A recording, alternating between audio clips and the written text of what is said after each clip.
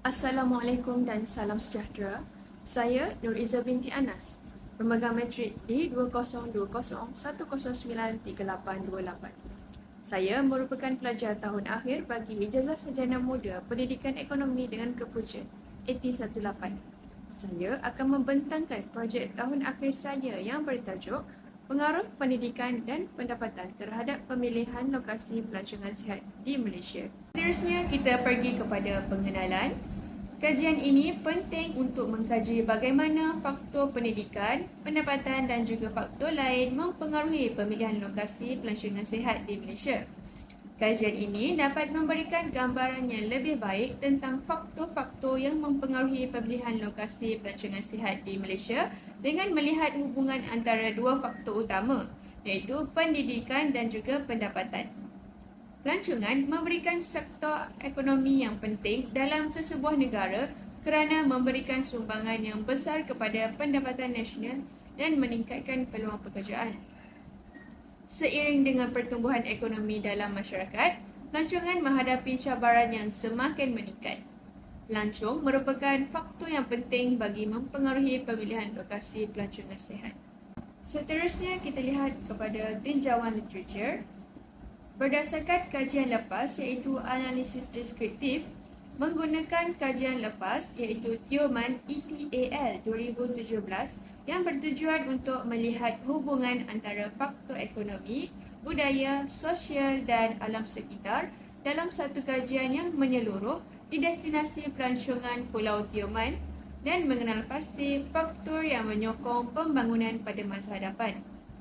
Bagi model regresi linear, menggunakan kajian lepas iaitu menurut Azman 2021, analisis regresi digunakan untuk menguji hipotesis tentang pengaruh pembalik ubah bebas kepada pembalik ubah bersandar.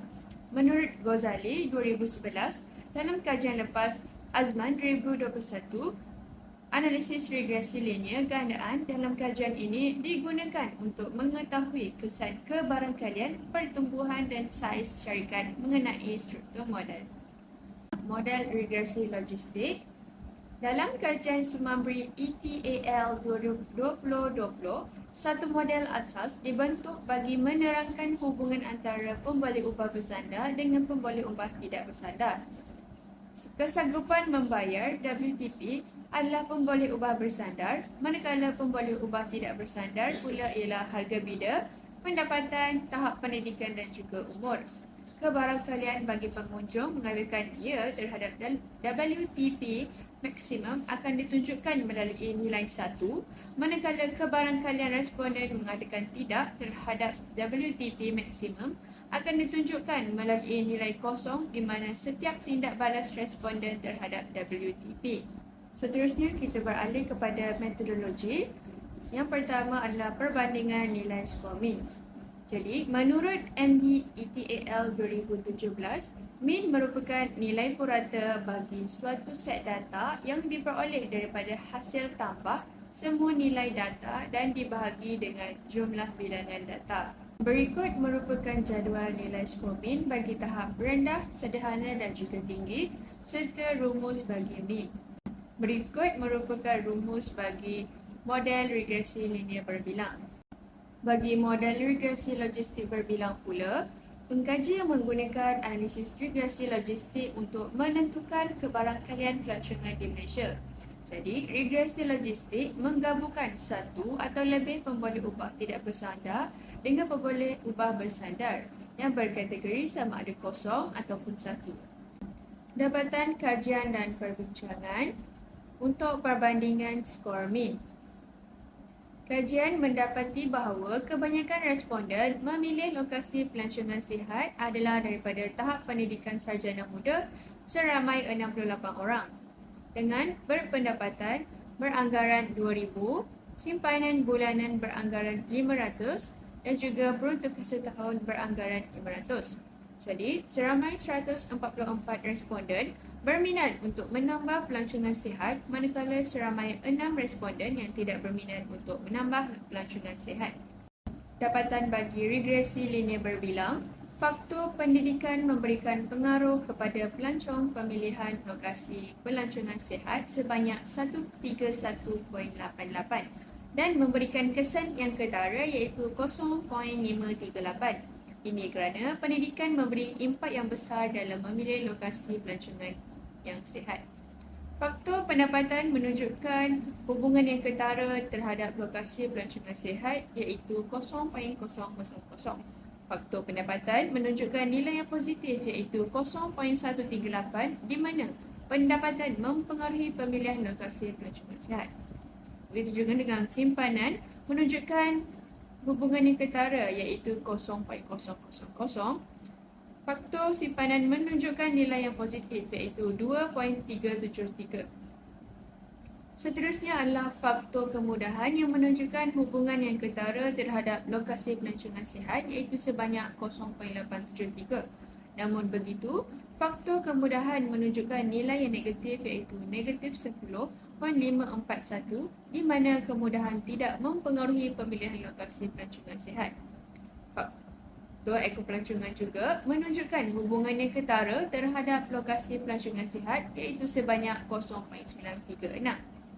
Faktor ekopelancongan menunjukkan nilai yang positif iaitu 7.362 di mana faktor ekopelancongan mempengaruhi pemilihan lokasi pelancongan sihat.